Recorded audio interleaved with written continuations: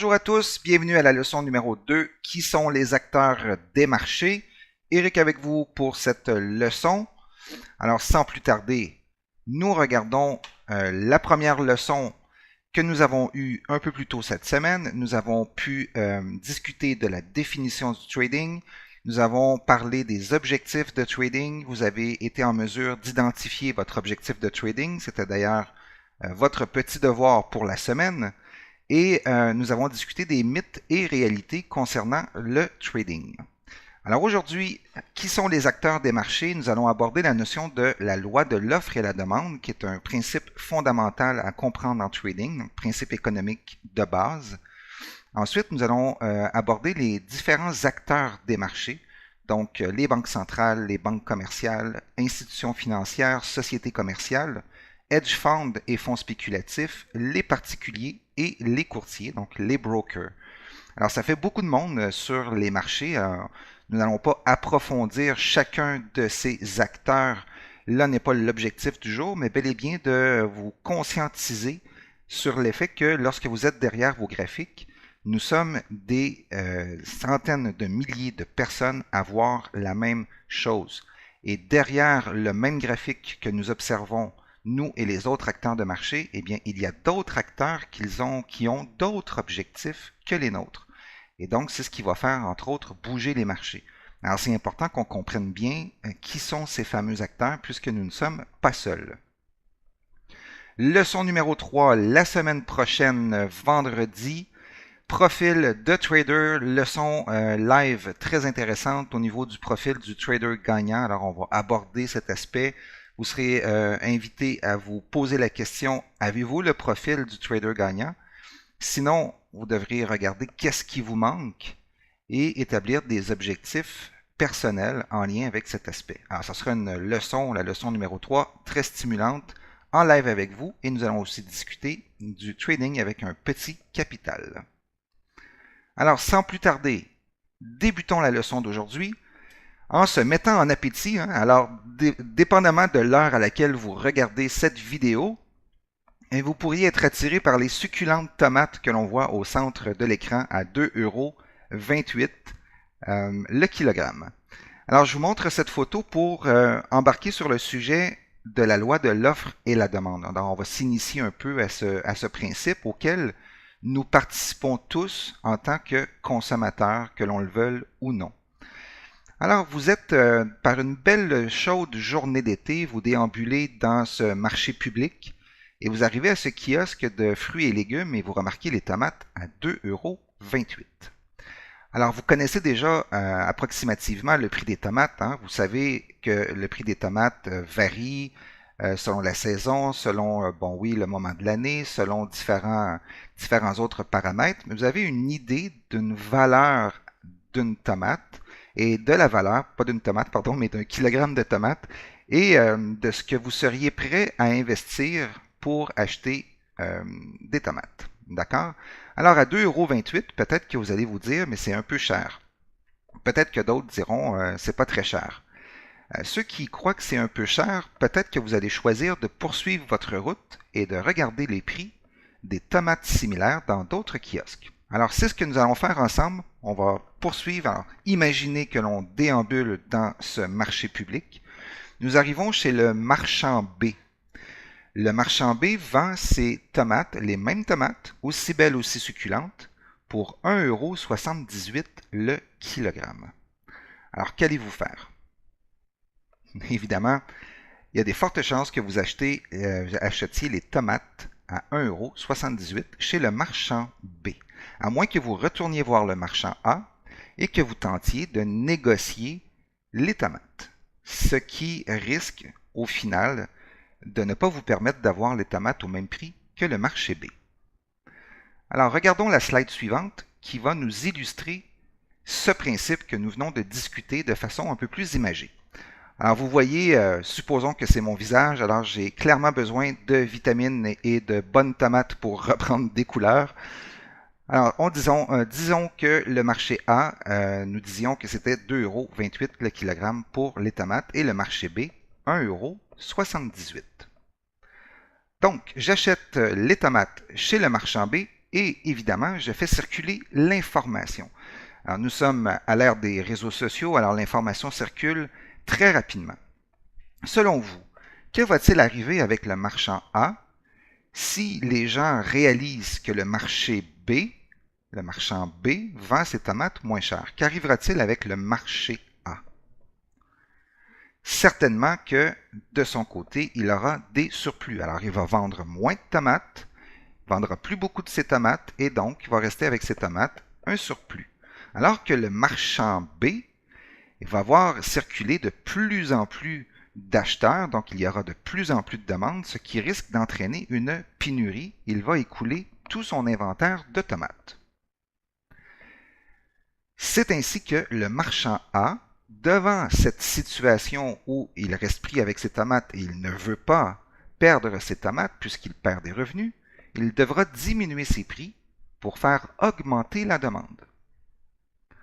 De son côté, le marchand B devra, pour sa part, augmenter ses prix pour amortir ses dépenses de production, puisque comme la demande est plus forte, il doit s'organiser pour peut-être trouver du personnel supplémentaire, investir dans son kiosque, augmenter son inventaire de tomates. Alors, il va devoir investir de l'argent et devra également amortir ses dépenses d'investissement en augmentant ses prix. Alors, tout ça, c'est un classique de base du marché auquel nous participons tous chaque jour en tant que consommateurs.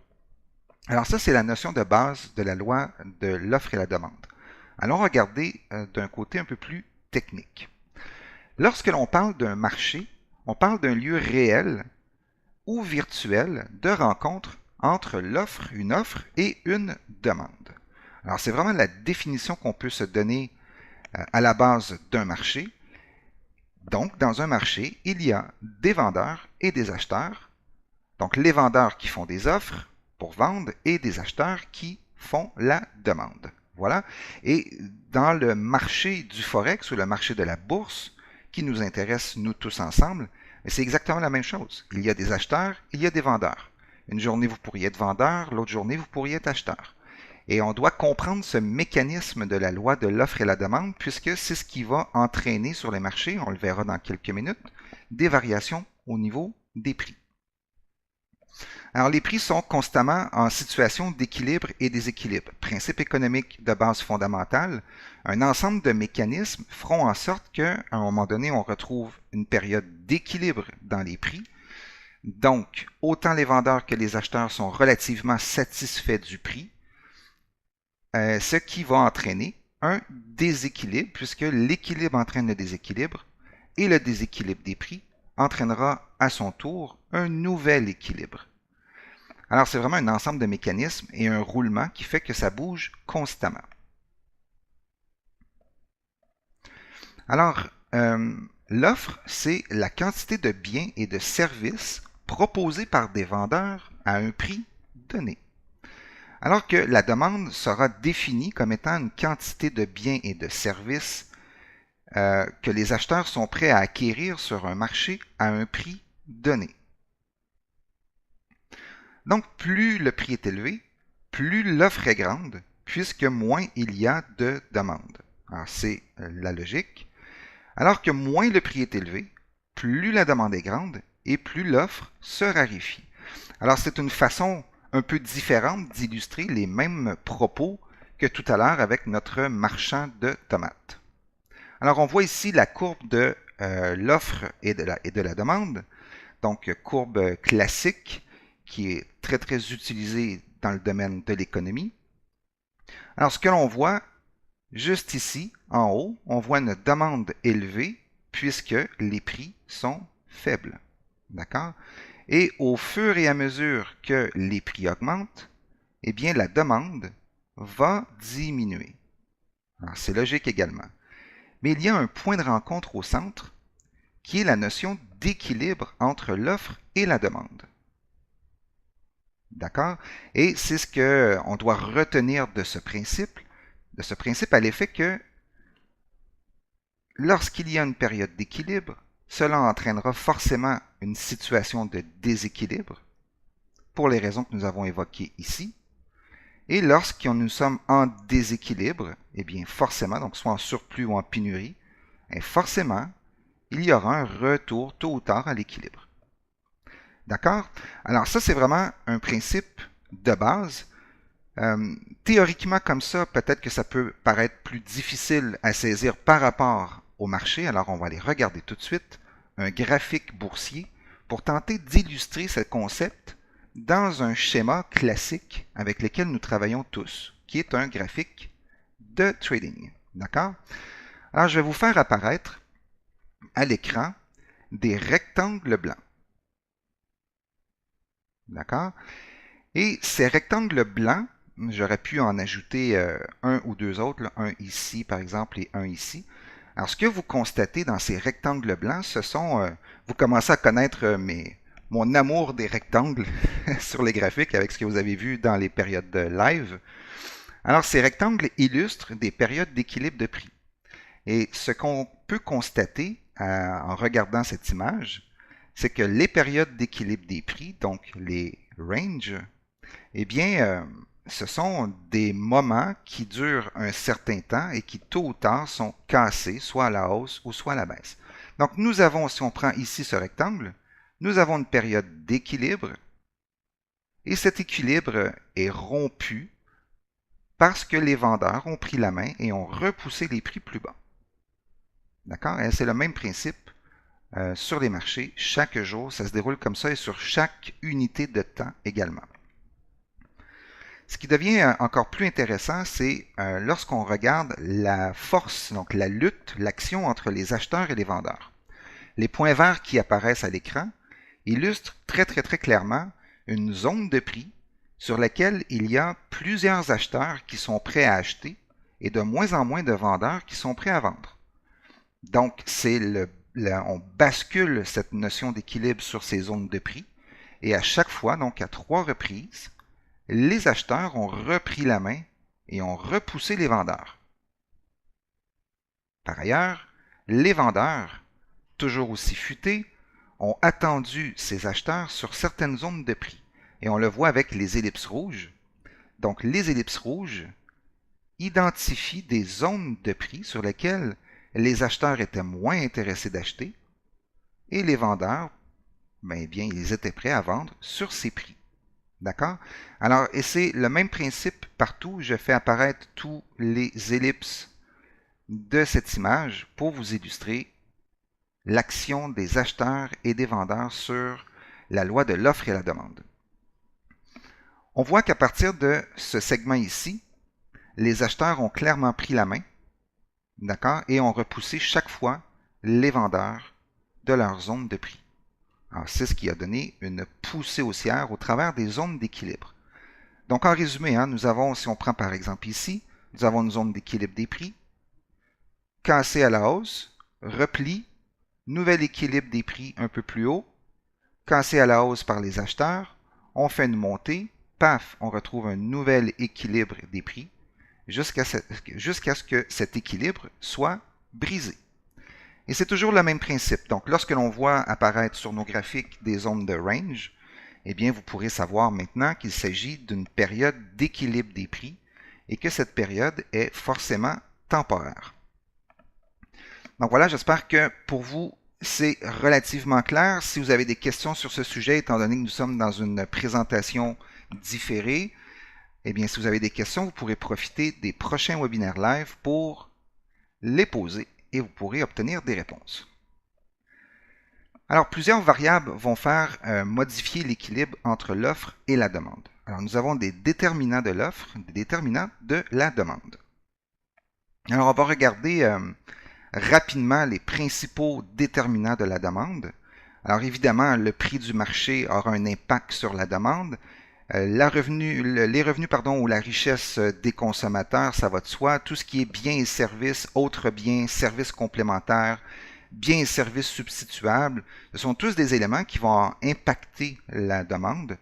Évidemment, les goûts et les préférences, le nombre de consommateurs, mais aussi et beaucoup, concernant ce qui nous concerne sur le trading, les anticipations.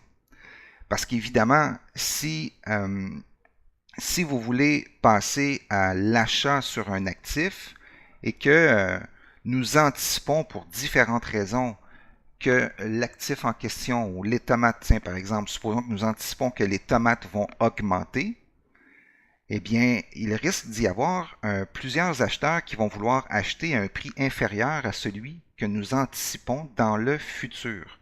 Évidemment, on veut payer moins cher. Donc, l'anticipation de l'augmentation des prix pourrait entraîner une augmentation de la demande. Le contraire sera également aussi vrai. Concernant les déterminants de l'offre, évidemment, le prix, encore une fois, le prix est fondamental dans cette loi de l'offre et la demande, mais également le prix des facteurs de production. Alors, évidemment, tout ce qui touche l'aspect environnemental, surtout si on parle des tomates, alors au niveau de la production des tomates, tout ce qui va avoir une incidence sur la production de la tomate aura également une incidence sur l'offre de tomates. Donc évidemment, si on retrouve un problème avec des tomates ou un grand cultivateur producteur de tomates voit ses récoltes affectées par une colonie d'insectes, eh bien ça risque d'affecter l'offre. La technologie de production, évidemment, plus la production, les technologies coûtent cher, eh bien plus ça va également impacter l'offre. Et les anticipations, pour les mêmes raisons que pour les déterminants de la demande. Donc, les anticipations vont jouer un rôle très, très important dans la notion de l'offre. Alors, c'est ainsi que jour après jour, il y a une lutte offre-demande, acheteur-vendeur, avec, donc, en résumé, des périodes d'équilibre et des périodes de déséquilibre des prix. Notre rôle de trader sera d'identifier ou tenter d'anticiper le plus possible par la cassure des zones d'équilibre, comme on a déjà discuté dans les séances live. Donc, notre rôle sera de profiter des mouvements d'impulsion dans l'augmentation ou la diminution de la demande. Donc, finalement, dans la prise du marché, soit par les acheteurs ou soit par les vendeurs. Donc, soit les acheteurs ou les vendeurs prennent la main et s'entraîne une cassure de l'équilibre. Donc, nous, notre objectif, c'est de jouer ces impulsions que nous aurons sur le marché. Maintenant, nous allons regarder les différents acteurs qui sont présents sur les marchés. Évidemment, comme je le disais tout à l'heure, nous ne sommes pas seuls. On pourrait avoir tendance à s'imaginer qu'on est seul, mais imaginez, le marché est mondial, alors il y a des tonnes de gens qui sont partout avec un capital tout aussi différent, des objectifs tout aussi différents. Et c'est ce qui fait que les marchés vont bouger constamment et on doit savoir, surtout chez les acteurs du marché interbancaire, qui sont les plus gros acteurs sur le marché de la bourse. Alors ce sont eux qui vont faire le plus bouger les prix. Alors ça va être important de suivre leurs activités. Et ça, on le verra dans une prochaine leçon par rapport aux nouvelles économiques, tout ce qui est l'aspect de l'analyse fondamentale. Alors, on devra porter, nous, un intérêt sur ce qui se produit au niveau du marché interbancaire. Donc, dans ce marché interbancaire, pour le Forex, il s'agit d'un marché de gré à gré, donc décentralisé, autorégulé, sans place de négociation. Et on retrouve les banques centrales, les banques commerciales et les institutions financières. Alors, ce sont les trois principaux joueurs sur le marché interbancaire dans le monde de la bourse, alors qu'au marché au détail, nous allons retrouver, nous, les particuliers, les sociétés commerciales qui jouent un rôle, somme toute, relativement important, et les hedge funds, évidemment, qui jouent de plus en plus un rôle de plus en plus grand sur les marchés, puisque là, on parle de plus en plus, les hedge funds sont en pleine explosion. Alors, il y a énormément de milliards de dollars qui sont gérés par des hedge funds un peu partout dans le monde. Alors, ça reste quand même un très, très, très gros joueur, les hedge funds. Alors, les transactions se déroulent sur le marché interbancaire, donc c'est ce qui explique pourquoi, comme particulier, nous devons passer par l'intermédiaire d'un courtier, donc un broker. Alors, c'est ce courtier qui nous met en relation avec les banques commerciales. Donc, le courtier on l'expliquera un peu tout à l'heure dans une autre slide, mais le courtier va tenter de négocier ses prix avec une banque commerciale pour offrir ensuite les actifs à différents prix pour les particuliers. Mais les hedge funds également utiliseront des courtiers qui font affaire également avec les banques commerciales pour passer des ordres sur le marché. Les sociétés commerciales, quant à elles, vont généralement passer directement par l'intermédiaire des banques commerciales pour leurs transactions sur les marchés.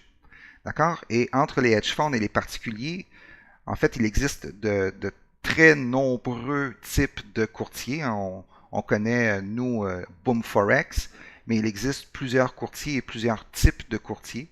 Alors, les hedge funds, généralement, utiliseront des courtiers qui offrent un plus large éventail de services et de produits financiers. Regardons maintenant l'action des banques centrales, le rôle des banques centrales. Alors, les banques centrales, vous le savez probablement, protègent l'équilibre économique du pays concerné en veillant à la stabilité des prix. Évidemment, c'est un rôle fondamental et majeur dans l'économie d'un pays. Et ces banques centrales vont réguler la quantité de devises en circulation. Alors, c'est eux qui fixent les taux d'intérêt directeurs, c'est eux qui vont identifier le niveau de réserve des banques. Les banques centrales ont ce site particulier et elles ne peuvent pas faire faillite. Donc, c'est la monnaie souveraine. Alors donc, c'est environ 10% des transactions sur le marché des devises.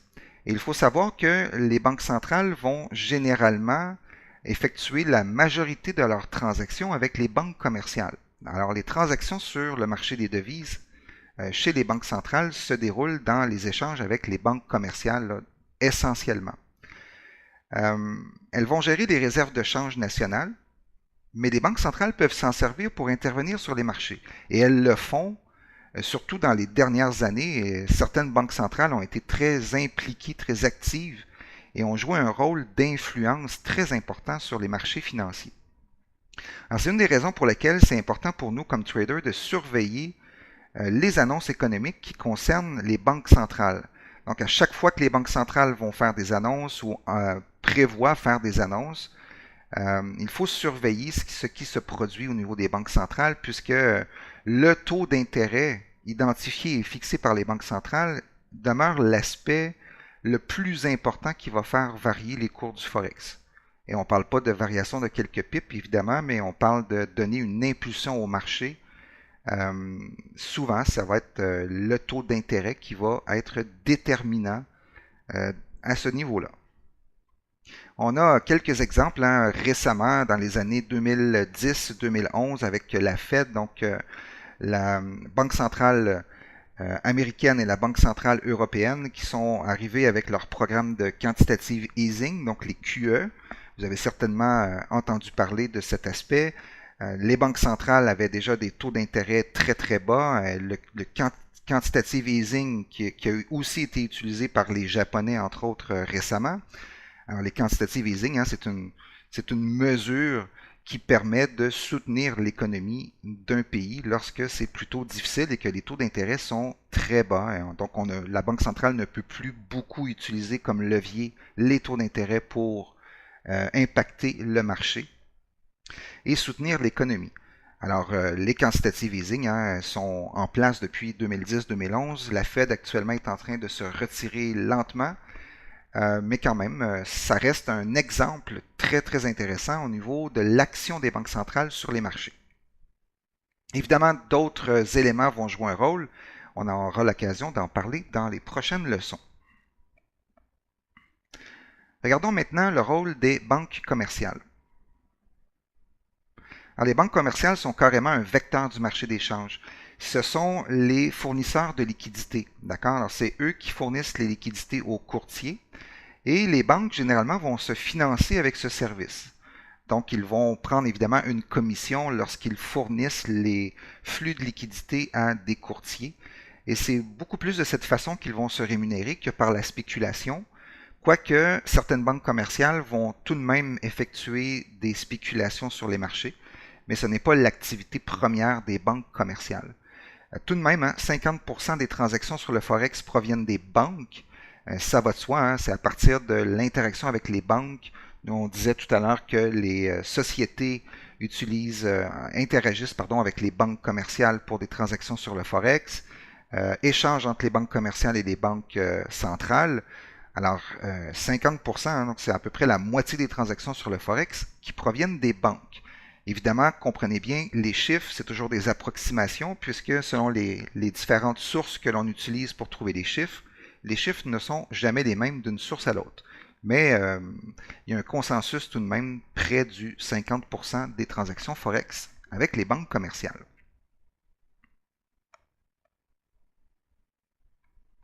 Nous avons les institutions financières qui jouent également un rôle assez important sur les marchés. Donc, les institutions financières, on parle de gestion d'actifs, gestion de fonds d'investissement, les fonds d'épargne retraite et autres sociétés financières qui représentent tout de même 30% des transactions sur le Forex. Et il faut savoir, les institutions financières ont pour objectif de couvrir des positions sur le marché des actions et des obligations. Donc, souvent, les institutions financières utiliseront le marché des devises pour simplement aller se couvrir sur leur position sur les actions et les obligations. Alors, elles vont procéder à des différentes transactions dans cet objectif constamment. Et même certaines institutions financières ne vont travailler que sur les devises pour produire des plus-values. Alors évidemment, il existe cette stratégie est utilisée par certaines institutions financières plus que d'autres, mais ça demeure quand même une réalité chez les institutions financières. Alors on vient de parler quand même de trois gros joueurs, trois gros acteurs du marché interbancaire qui sont là avec nous sur les marchés et qui voient les mêmes graphiques, qui voient les mêmes supports, qui voient les mêmes résistances, horizontaux ou obliques. Alors ce que nous on voit, ce que nous on trace sur les graphiques, eh bien c'est exactement la même chose que tous les autres. Alors c'est là que ça devient très intéressant de comprendre un peu mieux et de savoir de quelle façon travaillent les autres acteurs sur les marchés financiers.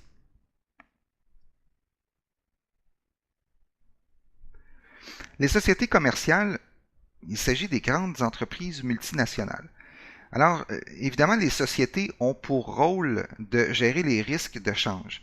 Alors, évidemment, on peut les comprendre. Hein? Donc, au niveau de l'import, l'export, certaines sociétés commerciales passeront le plus clair de leur temps dans les échanges commerciaux avec différents autres partenaires de d'autres pays. Alors, il y a constamment des échanges qui se font au niveau des devises, en fait. Et les entreprises doivent se couvrir sur les risques de change par la spéculation. Et c'est vraiment un des rôles principaux du trading chez les sociétés commerciales, quoique certaines sociétés ont même leur propre salle de trading et engagent des traders. Donc ça représente quand même 15 à 20% des transactions sur le marché des devises, les sociétés commerciales, pas tellement par rapport à l'action de spéculation pour produire des profits, mais bel et bien dans l'objectif premier de gérer les risques des changes. D'accord? Alors ça, c'est vraiment très important et c'est ce qui peut expliquer pourquoi que, par exemple, supposons l'euro peut être très fort et pour différentes raisons, une société commerciale peut décider de vendre de l'euro simplement pour se couvrir face à des transactions avec des euros. Donc, c'est vraiment ou d'autres monnaies. Alors, c'est vraiment ce qui peut expliquer pourquoi, malgré des tendances sur certaines devises ou certaines paires de devises, parfois il va y avoir des mouvements qui vont se produire. Eh bien, c'est parce qu'il se passe quelque chose. Il y a quelque chose chez d'autres acteurs qui a entraîné par effet boule de neige, qui a entraîné un déséquilibre au niveau de l'offre et la demande. Et donc, on assiste parfois à c'est ce qui explique pourquoi on assiste parfois à des retracements. Par exemple, on peut voir des fois des baisses de 100 pips et dans les 15 minutes, 1 heure suivante, une reprise de 100 pips. Alors, tout ça est lié au rôle des différents acteurs qui sont des acteurs qui ont beaucoup plus de poids que nous comme investisseurs particuliers. Les hedge funds. Alors, ces hedge funds qui sont des fonds d'investissement privés qui attirent des gros investisseurs, qui ont beaucoup de capitalisation. Évidemment, ils en ont moins que les banques commerciales, les banques centrales. Ils ne sont pas dans le marché interbancaire, les hedge funds, mais tout de même, elles jouent un très très très grand rôle. Elles vont utiliser l'effet de levier pour augmenter leur plus-value. Et la plupart des hedge funds, et même certains hedge funds, vont être très très très agressifs dans leur style de gestion. Initialement, les hedge funds, lorsqu'ils sont arrivés sur les marchés, l'objectif initial était de couvrir les risques. Mais petit à petit, ils ont commencé à faire des forts profits. Et ils ont commencé à tirer profit finalement des nouveaux véhicules financiers, leur permettant d'utiliser l'effet de levier, leur permettant la vente à découvert. Et voilà, et les hedge funds fonctionnent avec euh, la réussite et les profits, les profits, les profits. Donc les grands gérants de hedge funds ont beaucoup de pression à faire augmenter les fonds. Donc l'approche qui est utilisée par les hedge funds pour atteindre cette performance, c'est les mêmes actifs. Ils utilisent les mêmes actifs que les gérants traditionnels, mais ils utilisent des stratégies différentes qui sont beaucoup plus spéculatives, beaucoup plus à risque, mais avec des résultats, somme toute, fort intéressants. Parlons un peu de nous maintenant, les traders particuliers. 3 à 5 du volume d'échange des devises. Plus les années avancent, plus la participation des traders particuliers est grande. Alors c'est vraiment en explosion, hein, l'afflux de particuliers sur les marchés de la bourse, avec la démocratisation dont on a déjà parlé précédemment. Donc 3 à 5 du volume d'échange des devises, c'est relativement faible tout de même, mais quand même, ce n'est pas banal.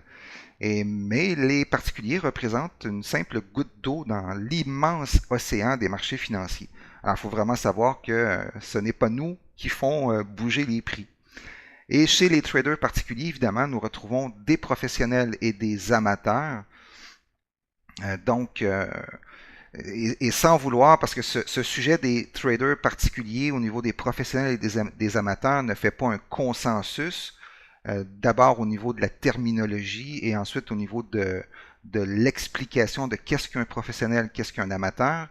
Je vous présente ici un résultat à partir de différentes sources que j'ai pu consulter et de mes propres expériences, mais un particulier professionnel, c'est quelqu'un qui tire des revenus réguliers de sa pratique du trading. C'est une personne qui est rémunérée ou qui tire des revenus par les gains du trading. Donc, les revenus réguliers de la pratique du trading sont soit par rémunération, donc quelqu'un qui est payé pour faire du trading, ou par les gains que la personne va faire sur le trading. Mais un professionnel, c'est aussi une personne qui a de l'expérience, qui a une méthode qui est rigoureuse, qui est professionnelle dans sa façon de faire. Alors que chez les particuliers amateurs, on va retrouver les débutants ou même certains traders intermédiaires, mais qui ont comme principe qu'ils doivent améliorer leur pratique du trading pour développer leur expérience, une méthode et une rigueur. D'accord? Et donc, c'est là où on retrouve les particuliers amateurs et plusieurs particuliers amateurs ne vont pas chercher de formation ou de coaching. Donc, ça rend beaucoup plus difficile pour eux d'améliorer leur pratique, de développer leur méthode, de développer une rigueur. Et à cet effet, je vais vous apporter une petite anecdote qui a été rapportée par Alexander Elder dans son livre Vive du trading, qui est un de mes livres de trading préférés, sinon mon préféré.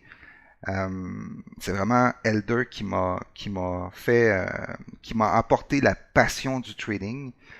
M. Elder raconte dans son livre qu'il a régulièrement vu des traders professionnels qui travaillaient pour des grandes firmes, hein, des sociétés commerciales ou pour des institutions financières et qui forcément avaient du succès et que ces traders s'étaient dit, si j'ai du succès pour quelqu'un d'autre et que je rapporte de l'argent pour quelqu'un d'autre, aussi bien devenir trader particulier. Et plusieurs des traders professionnels qui deviennent particuliers, donc qui laissent leur entreprise et qui décident de travailler par eux-mêmes, eh bien, ce n'est pas rare de voir ces professionnels avoir des difficultés à réaliser des plus-values sur les marchés. Et c'est quand même fascinant cette portion du livre de M. Elder, puisque ça m'a été rapporté aussi par plusieurs autres traders. Ce n'est pas la première fois que j'entendais parler de ce principe. Et puis la raison, elle est simple. Hein? La raison, elle est simple, c'est le coaching. Et parce que les gens qui travaillent dans des grandes sociétés, dans des hedge funds, ils ont toujours quelqu'un derrière eux qui regarde leurs transactions jour après jour, heure après heure. mais ils ne peuvent pas faire ce qu'elles veulent. Donc, elles ont des règles très strictes à respecter. Alors, elles ont une rigueur, un cadre, une méthode qui leur est imposée. Alors, ça réduit leur risque d'erreur. Alors que lorsque ces personnes passent particulier, mais ils n'ont plus ce filtre derrière eux. Et donc, souvent, ces gens, ces professionnels, éprouveront des difficultés à se donner eux-mêmes une méthode et une rigueur. Et donc, certains, évidemment, réussiront à le faire, d'autres éprouveront plus de difficultés. Donc, c'est vraiment le coaching, le fait d'être encadré, d'avoir une rétroaction sur nos actions de trading, mais ça devient extrêmement important. Donc, notons aussi que la petite famille française qui décide de prendre des vacances à New York devient aussi un acteur du marché des changes, puisqu'elle transige des euros contre des dollars américains. Et donc, je trouvais quand même intéressant d'apporter ce point de vue, puisque tout un chacun, hein, toute personne qui va aller changer des euros contre des dollars américains, ou peu importe la devise, eh bien, il devient forcément un acteur du marché des changes. Évidemment, la participation, l'impact sur les marchés est beaucoup plus faible chez ces gens, mais c'est quand même une situation qui existe. Alors voilà pour les particuliers. Parlons maintenant des courtiers. On passe rapidement puisque dans une leçon ultérieure, nous aurons, lorsque l'on parlera du Forex, nous allons aborder plus en détail les différents types de courtiers. Mais les courtiers sont des intermédiaires de marché entre les traders et les market makers, donc les fournisseurs de liquidités.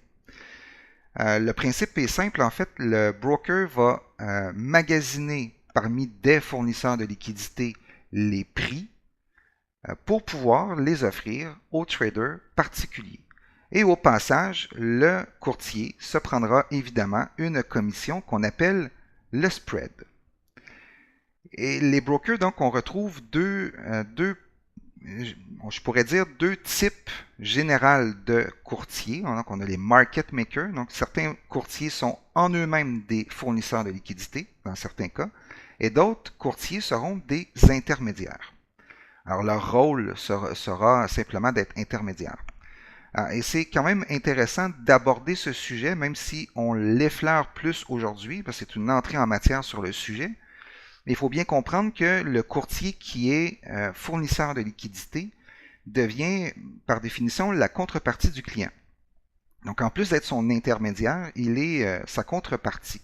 Donc, ça veut dire que lorsque vous prenez un achat sur un actif, votre contrepartie, c'est le courtier.